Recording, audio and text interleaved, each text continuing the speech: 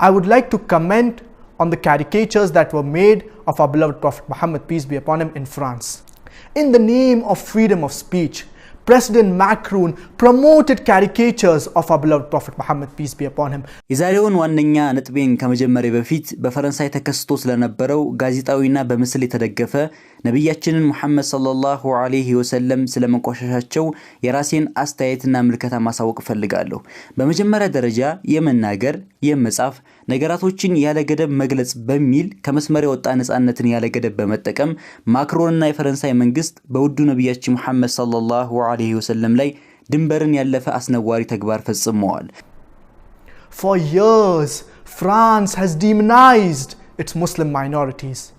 And the murder of Samuel Paty was another opportunity that President Macron seized to advance his campaign. ለረጅም ዘመናት ፈረንሳይ በስሯ የሚገኙ ሙስሊሞችን ስትበድል ስትጨቁን የሙስሊሞች ድምጽና ጆሮ የሆኑ ኡስታዞችንም ማፈንና መግደሏ ሳያንሳት በቅርቡ የአንድ ሳሙኤል ባይቲ የተባለ መምህርና አገልጋይ መገደልን እንደ ጥሩ አጋጣሚ በመጠቀም ማክሮን ለዘመናት ሲጠባበቅ የነበረውን ሙስሊሞችን የማጥመድ የማሰርና የማሳቀቅ ስራውን በይፋ ቀጥሏል። Another opportunity that President Macron seized to advance his campaign against the Muslims. We Muslims, we need to rise to the occasion and defend our beloved Prophet Muhammad, peace be upon him. እኛም ሙስሊሞች ይህን መልካም አጋጣሚ በመጠቀም ከፍ ብለን በመውጣት ለውዱ ነብያችን ሙሐመድ ሰለላሁ ዐለይሂ ወሰለም ያለን ፍቅር ውዴታ እንዲሁም የሳቸውን ጠላቶች ልንከራከርላቸውና ለሰፊው የዓለም ማህበረሰብ በተለየ መልኩ የሳቸውን ማንነት ማሳየት ይጠበቅብናል። ከዛም በዓለም የሚገኙ ማህበረሰቦች ነብዩ ሙሐመድ ሰለላሁ ዐለይሂ ወሰለም ማን እንደሆኑ የሳቸውስ እውነተኛ ማንነት የቱ እንደሆነ ይመለከታሉ። And portray and promote his true teachings to the world, his true message to the world, and show the world who our beloved Prophet Muhammad, peace be upon him, really was. I understand we Muslims, we are angry, upset and sad. ይገባኛል እኛ ሙስሊሞች በፈረንሳዩ ክስተት በጣም እንዳዘንና ልባችን እንደተሰበረ እውነት ነው። ኢማን ያለው ማንኛውም ሙስሊም በዚህ አስነዋሪ ተግባር ሊናደድ ሊበሳጭም ይገባል። በዚህ ወቅት ለረሱል የማንከራከር ከሆነ ኢማናችን ጥርጣሬ ውስጥ ይገባል፣ አስቸጋሪ ነው የሚሆነው። And we ought to be angry, because if we don't, our iman, it will be in question. But this emotion of anger and sadness, we need to channelize it in the right direction. ነገር ግን ንዴታችንና ቁጣችንን ደግሞ ወደ ተገቢው መንገድ መውሰድ ይኖርብናል።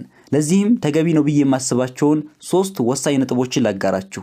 የመጀመሪያው ነጥብ ራሴን ነፍስያንና የተከበራችሁ እህት ወንድሞቼን የምመክራችሁ ነገር እውነተኛ አማኞች እንሁን። የኢስላምን ትክክለኛ ገጸ ባህሪ እንላበስ።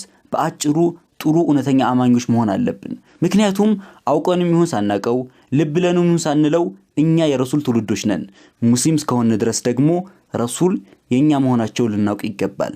ለዛም ነው እኮ በእስላም ጥላቻ የታመሙ አካላቶች እስላምና ረሱል እንደኛ ባህሪ እንደኛ አኽላቅ የተበላሸ የመሰላቸው ያለው። በዚህ ምክንያት ነው ደረታቸውን ነፍተው እኛ ላይና እስላም ላይ የፈነጩ የሚገኙት። ከኛ የሚጠበቀው ትልቁ ነገር ኢማናችንን በእጥፍ መጨመር ይኖርብናል። I therefore suggest 3 important points. The first, I urge myself and all the brothers and sisters to present our best version of being Muslims and to be good practicing Muslims. Because whether or not, consciously or unconsciously, we are representing our beloved Prophet Muhammad, peace be upon him.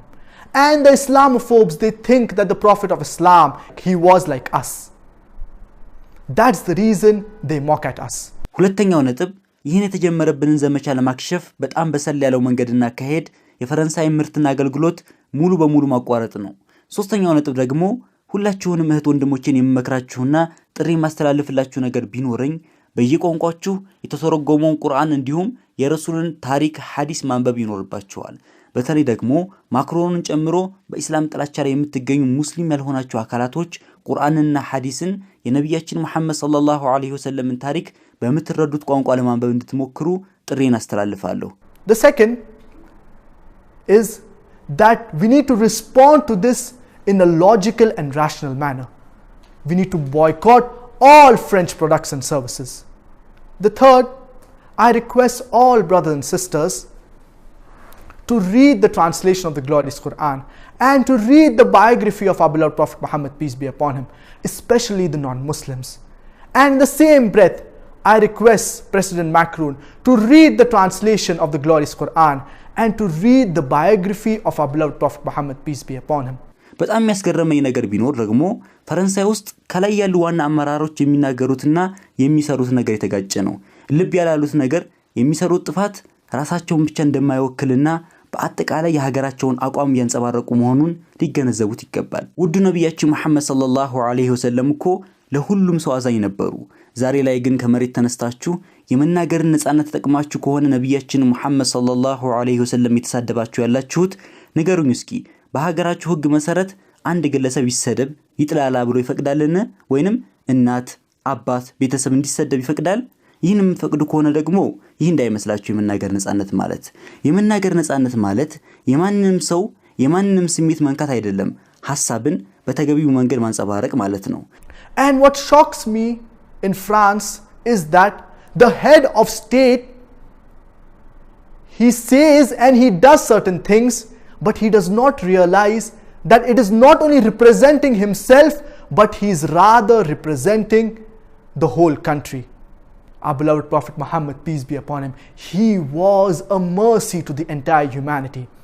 In the name of freedom of speech, if insulting our beloved Prophet Muhammad, peace be upon him, is correct, would the head of state agree with someone insulting him? Would the head of state agree with someone insulting his mother, with someone insulting his father? This is not freedom of speech. ነገር ግን በሚያሳዝን መልኩ አንድ ተራ ግለሰብ ራሱን ከረሱል ሰለላሁ ዐለይሂ ወሰለም ጋር የሚያወዳድር ከሆነ ልክ እንደ ማክሮን ከሱ በበለጠ ሙስሊም ያልሆኑ አካላቶች ረሱል ሰለላሁ ዐለይሂ ወሰለም እንደሚያከብሩና ስለሳቸውም በመልካም እንደመሰከሩ ሊያውቁ ይገባል።